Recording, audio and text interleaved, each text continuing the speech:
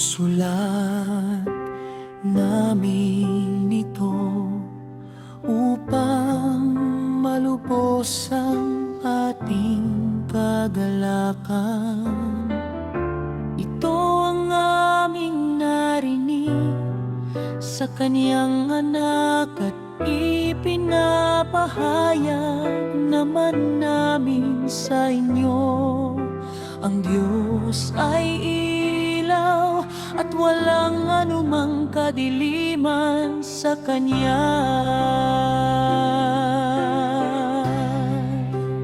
Kung sinasabi natin tayo'y may pakikisa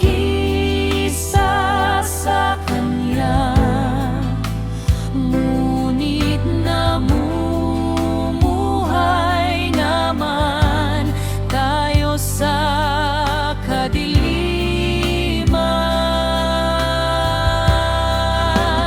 Nagsisinungaling tayo at hindi namumuhay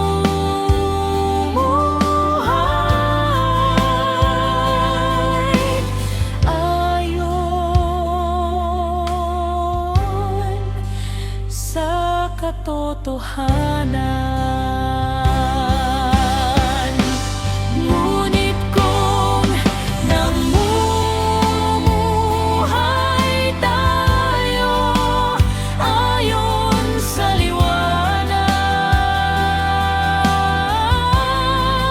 gaya ng pananatili niya sa liwanag, tayo'y nagkakaisa.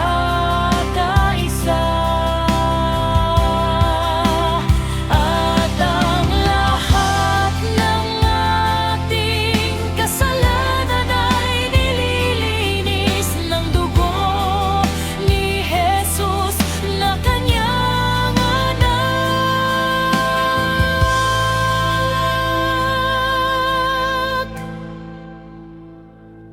Kung sinasabi nating tayo'y wala